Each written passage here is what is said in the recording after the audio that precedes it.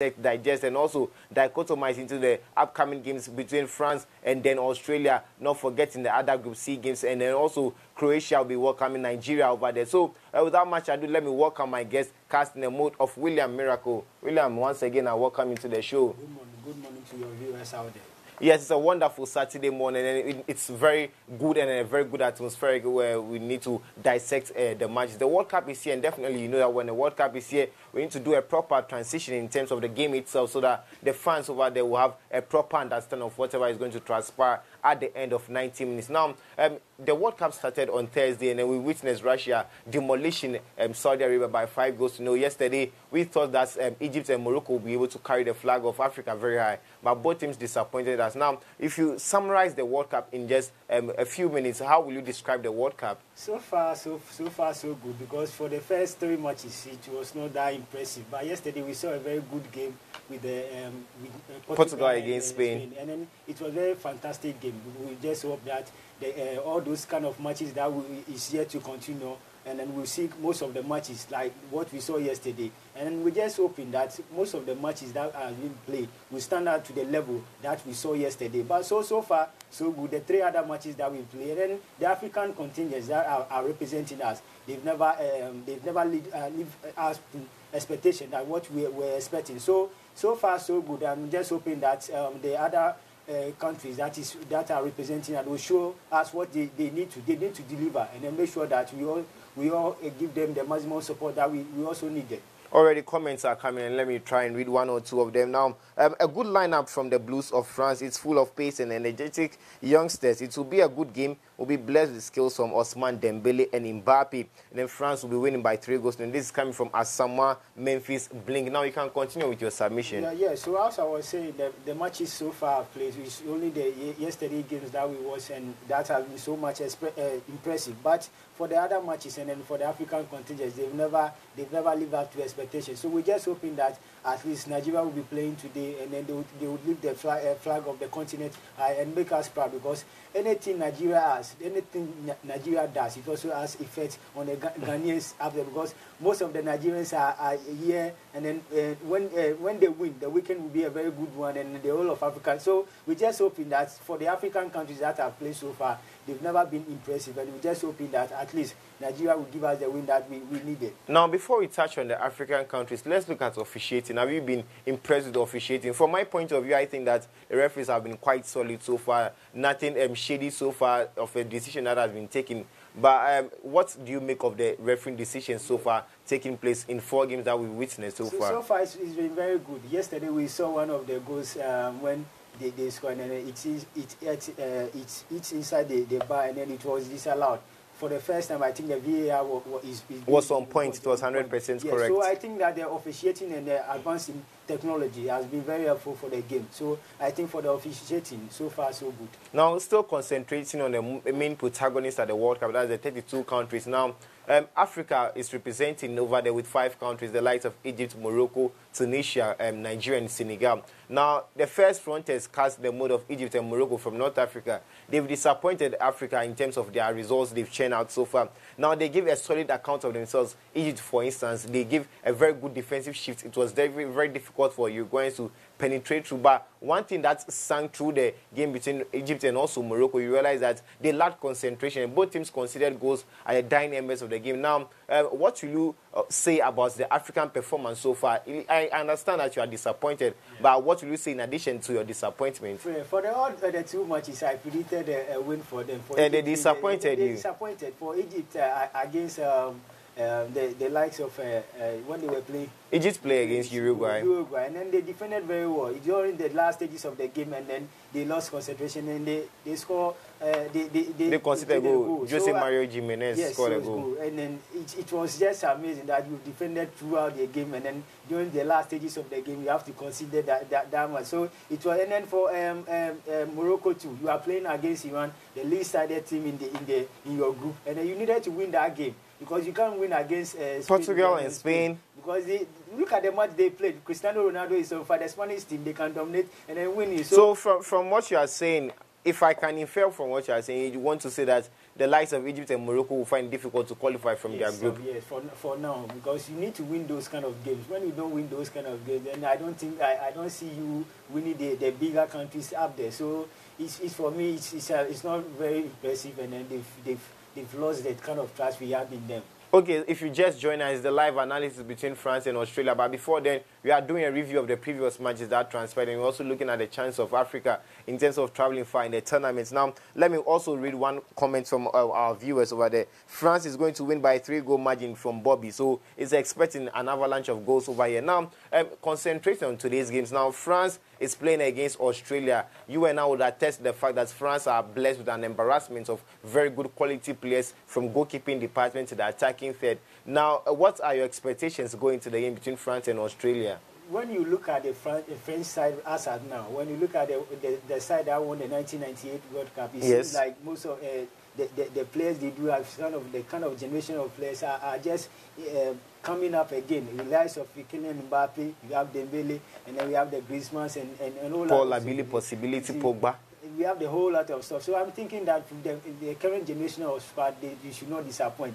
They were tipped favorites in the Euro 2016, but they went to the finals. And then this one too, they've been tipped favorite. They have a very talented squad, very young and vibrant. So I'm thinking that at least they'll show us, they'll give us the kind of match that we needed and the wins that we need. So far, they are tournament favorites, and I can see with the kind of squad they are, I can see that they can go on and win the game.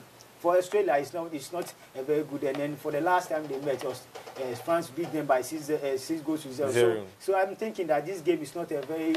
It's just a win for France. Now, but if you look at France at the World Cup, they've just won 3 of their last 12 group games. Does that give you any bit of jitters or shakes you before going to the game against Australia? Because for France to have such a poor record, knowing very well from 2002, 2006, 2010 and also 2014, it gives us an indication that France don't necessarily do well in their group stages. When you are looking about the statistics, they have only topped their group twice in 1998 and in 2014. So for me, when you look at their group 2, for now they have France, they have Australia, Peru, Denmark, Australia. This is a lesser group with not much like with the Australians and then the Perus and the Denmark. They can't stand the likes of France. France is a football country. They have the players, and then they can do. We have Griezmann, who on any day can punish you. So I'm not thinking that France can lose this. They need to win the game and also go ahead and top the group, and then miss the likes of the bigger teams, there and also perform, and then go on to the finals. And if possible, they can repeat what they did in France 1998. Now, when you talk about France topping their group, they've only topped their group twice. That's 1998 and also 2014. In 2014, they managed to defeat Honduras in their first opening encounter by 3 goals to 0. Now, although Honduras are a little bit under par, or they don't compare with Australia, the pedigree of Australia, the soccer rules, do you expect a 3-goal margin as said by Bobby? Yes, I think so. But probably it might be 3 or more goals because when you look at the foreign, they are playing a 4-3-3 formation. So this is the first time the coach is tested because he's used to playing 4-4-2. And with the Dembele up front, he decided that you put in there so that there will be a kind of more goals in there. So when you have Dembele, you have Antonio Griezmann, you have Mbappe in front. You can see, so they mean business, and then it seems like they want to win the game and more goals and an attacking football. So I think that for France, there will be more goals, and we should be expecting more goals. Now, when you're talking about more goals, France have scored their last 23 goals from inside the box, that's within the 18-yard box. The last time they scored outside the box was way back in 1998, Lilian Thuram scoring that goal against Croatia. So if you are looking at France getting majority of their goals inside the box, which players are you looking at to get goals for the French national team? Yes, on any day, Pogba can shoot. He can shoot very well and he can score outside the box. And we have the forward.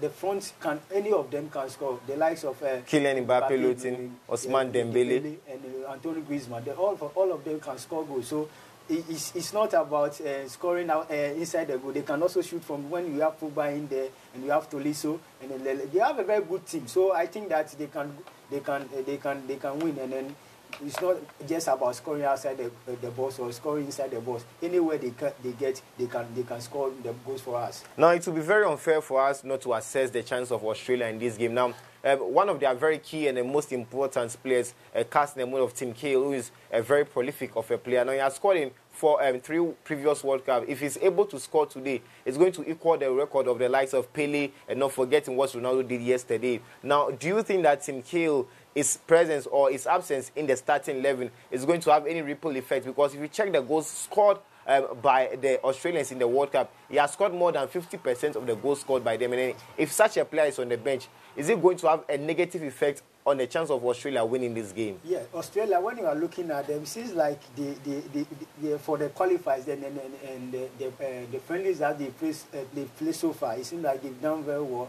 And their wins too is very good. But for me, I think that the absence of Tim Cahill will worry them, because he's been their talisman. And then look at the fantastic goals he scored during the 2014 World Cup. That wonderful blast off a goal against Netherlands. I think that when you are playing in this kind of stages, you need experience. And then he may not, his presence not being there, like him not starting the game, will just affect them very, very, very seriously. But I think that the players that have been represented and they are playing now should also put up a very good performance. But for Australia, I don't think that they can do very well against the likes of France. Now, someone over here thinks otherwise, because Polish is saying this, that I'm expecting Australia to surprise the world today. Anything can happen in our modern football. Also, Park Kwesi said, powerful lineup by France. I see a lot of goals in this match. 4-0 in favor of France. Park Kwesi from Kipko. So we have quite a number of people watching this show over here. Yeah, when you look at their coach, we took over in November.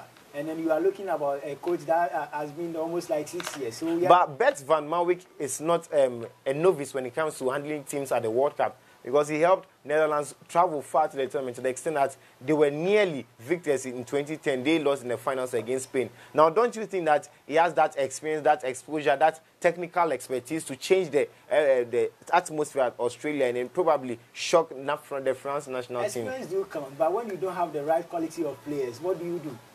No matter the kind of experience you get, when your players do not deliver, you've got nothing to do. But the French national team, even someone who doesn't know football can even manage them, and then they'll get their point against Australia. So I'm thinking that this is not about the number of experience. It's about the assembling, and then about the number of players you do get. And then when you are talking about experience too, Didier Deschamps also got the experience. He's won it as a player in 1998. So I think that you've seen it all, and then he also got the vast number of experience. So I'm thinking that Australia cannot give me a surprise here. Okay, according to Oya Ide Efe Andy, when is the next match? The next match is going to be played at 1 p.m. That's between Argentina and also the debutants cast in the mode of Iceland. But we are focusing on centering on France against Australia. So your concentration should be on the French national team. So still, you can continue with your submission. Yes. So for France, I'm thinking that France should win this game. They should not get tired. They should not. It's a must win for them. And they should go on and repeat what they did in 1998. Because when Giroud scored, he will break the record of Zinedine Zidane. But it's quite unfortunate he's not starting. But I'm just hoping that he comes on and then score and then break the record of the Zinedine Zidane. And for the French team too, they are doing very well, and then they've been tipped as tournament favorites. So I'm just hoping that they win this game and then everything moves on very good for them. A little bit of information for our viewers over there. The match is going to be played at the Kazan Arena with referee Andres Cunha from Uruguay going to officiate the game. Now let me run you through the starting 11 at this material moment. The French national team has Hugo Lloris imposed. The Tottenham Hotspur goalkeeper is in there. Pavard is going to play in the right back position. Rafael Varane from Real Madrid CF is also here. Samuel Umtiti Yves from Barcelona is going to partake in this game. And then Lucas Hernandez is participating in this game. And then in a 3-man midfield, we have Corentin Tolisso of Bayern Munich, and then N'Golo Kante of Chelsea. So Chelsea fans will be supporting France. I won't be that disappointed if I see Chelsea fans supporting the France national team. Also, Paul Labile, possibility Pogba. So you have some supporters of Manchester United drawing some affiliation over here. Then Kylian Mbappe Lotin is starting. Not forgetting Antoine Griezmann, Miquan Griezmann, and then Ousmane Dembele from the Barcelona setup. You go to Australia, and then Ryan is imposed. Behich, Milligan, Sainsbury, Risdon, and then Aaron Moy from the English Premier League is also participating here. Then Mal Jedinak from Aston Villa is also starting in this game. game. Logic, Cruz, and Lecky not forgetting. Now, but talking about Lecky is watching this game. Then Lecky, shout out to you. It's very fascinating to have superstars watching your game. It's very important that you allow them in. Someone is also saying that I'll show them the lineup for you. You want to show us the lineup? It's very important. I just give it to you. Someone was requesting for the lineup, and I just give it out to you over there. Now, still talking about the France and the Australians. Now, for the Australian national team, this is not the first World Cup they are participating, but it seems as if getting past the group stage is very difficult for them. The only time they were able to do that was in 2006, being managed by a Dutch coach, and that coach was Gus Hiddink. This time around, they are being managed by another Dutch coach. Now, in the same group as Peru, Denmark, and then also the Giants cast in the mode of France. Don't you think that Australia might shock the rest of the opponents and qualify out of their group? And then when you are looking about the stats, their only clean sheet was a draw game with Chile in 1974, which means that they find it very difficult to keep clean sheets. So I think that it will be very, very difficult for them. And then it's quite unfortunate, it's quite unlucky that an opener game you are playing France. And then France too, they've been tipped as tournament favourites. So for me, it's going to be a very tough game. And then for Bedman, Better than Mawick. Yes, what he needs to do is that he needs to hold the French national and just make sure that they do not get the pace and then the kind of flow they need to win the game. So they just hold them, and in the likes of Kylian Mbappe, and then when they get it, they can punish, they can dribble, they can score, and then they can do wonders. So I'm thinking that at least what he needs to do is make sure that he holds the French, he pack the bus, and make sure that at the end of the day, when he gets the counter, he can score. Now, if you are looking at the French national team, last week they played in a friendly match against US of A. Then it was very underwhelming. They played a 1-1 draw over them. Now, USA are not participating in this World Cup, but Australia is partaking in this World Cup. Despite the plethora of stars at the French national team, the likes of Kylian Mbappe, Lottin, and the rest that you mentioned. Now, in effect, don't you think that probably they might struggle in this game, especially getting the telepathic understanding, the flow, the understanding, also the concentration is very important, like you said yesterday. Yeah, when you get a whole number of stars, sometimes it becomes very difficult managing them. But you need to tell them that they need to put their egos behind them. This is a World Cup. You are playing for your country. You have a whole kind of people, a whole kind of country depending on you to deliver. So I need that. They need the kind of cohesion. They need the kind of understanding to win the game. So what I need to tell them is that, hey, you have a country, you have a whole number of people depending on you, looking at you to win the game. Deliver the goods. So I think that at least they need the kind of cohesion and understanding between them, so that at the end of the day, they do the job for Didier Deschamps. Now, for Didier Deschamps as a manager, he has to some extent been lampooned and lambasted for his poor selection. Now, looking at this 4-3-3 setup by the coach, are you in accordance with the fact that this is the best lineup that he could post on the first game against Australia? Yes, so far, so good. This is the best lineup he can.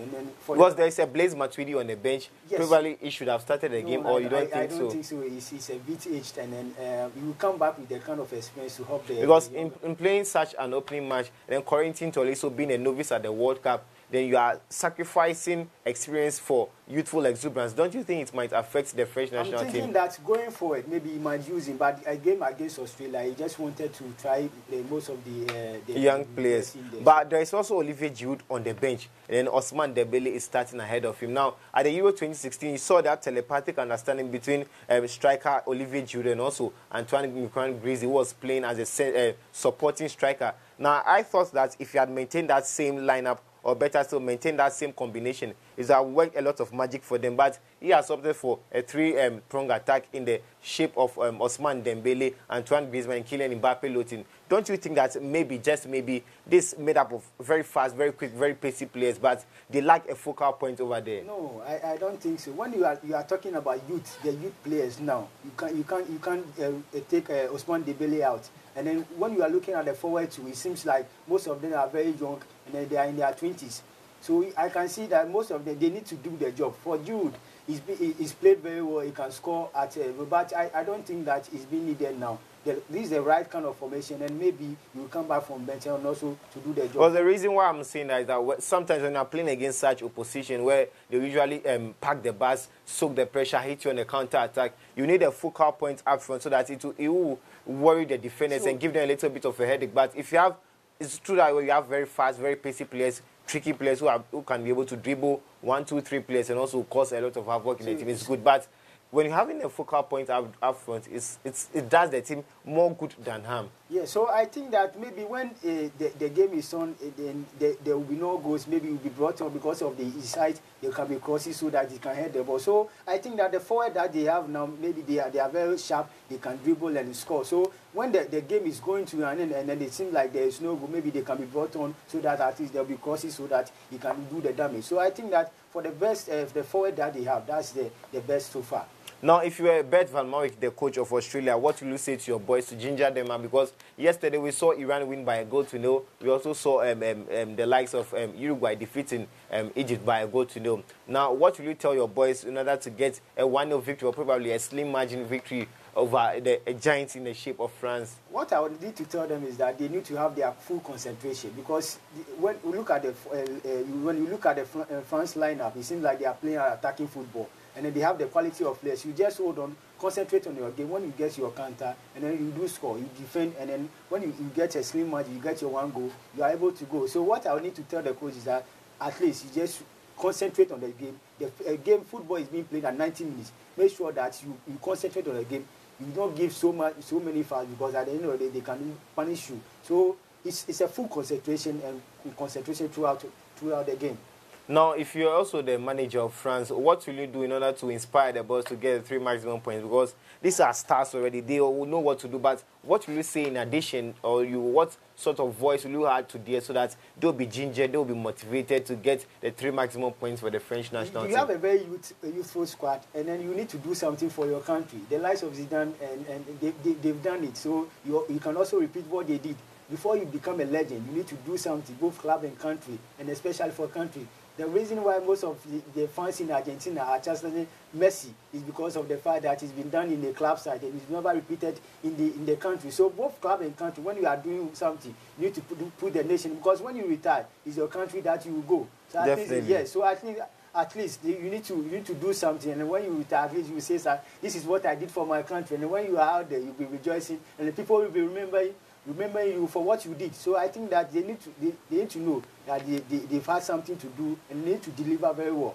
Now, it is true that this is a little bit forgone already, but in the absence of the likes of Anthony Martial and Alexander Lacazette, knowing very well that they are very good, prolific players, and then they can be able to do magic over there. Now, those players missing in this French national team, is it going to have any ripple effect in this team? For Martial, I was thinking that he's never had the kind of playing time under Mourinho. All depends on Coach Mourinho when he was playing, because when he came to Man United, he was one of the best players by yes. So I don't think I just can't realize why. I can't understand why Mourinho did not want to play the guy, because he was a very good player. And then for which player too? And then Alexander Lacazette. Lacazette too at Arsenal, he proved the point. But when you are looking at the up front there, it will be very difficult for them to feature there. But quickly, before we leave the studios and go and watch the game, what will be your predictions at the end of 90 minutes? Oh, it's a win for France. Okay, give us specifics. Is it a 3-0, 4-0, 5-0? It will be more than 2 goals. More than 2 goals. So that's according to my guest, William Miracle. So if you are going to Infio Better, so if you are going to the betting house to go and stake a bet, listen to him. He has the experts and an expertise to help you to get a better stake over there. So on that particular note, we need to sign out, we need to check out, and after at the end of 90 minutes, we'll be here to dissect and digest the game and give you a proper analysis of what transpired during the course of 90 minutes. So I was welcomed here by Miracle William, and then my name is Godwin Ni Amatego. Like I always say, I have an unwavering passion for sports. In the meantime and in between time, hasta manana.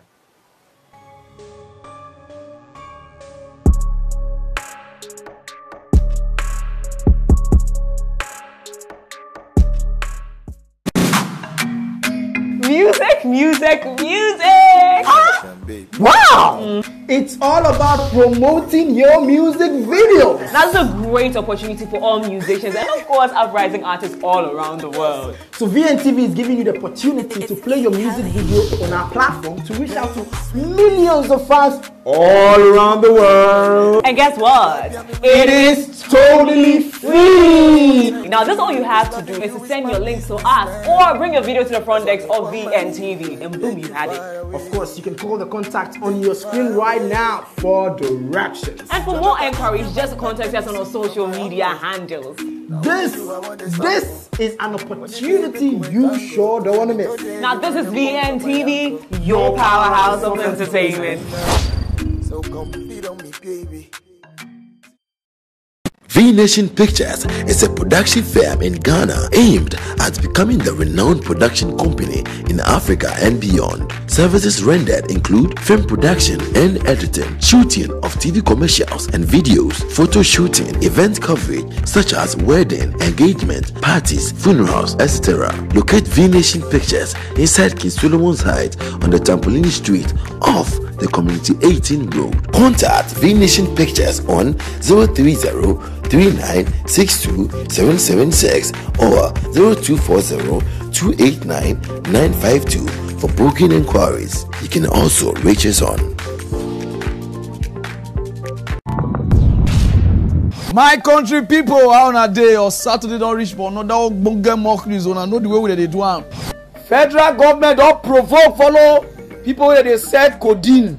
Say everybody now from north. Now so they drink up they swallow codeine. They know they put the miss again. Everybody now they drink up waka like the bottle. You hear the song to say because say Buhari na friend na. You just come here. You marry her, no one apology.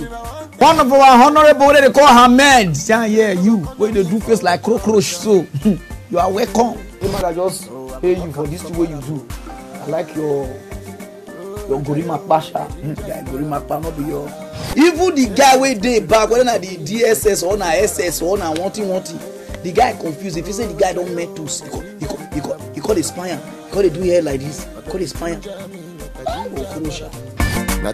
Mock news showing only on VNTV every Saturday at 14 GMT.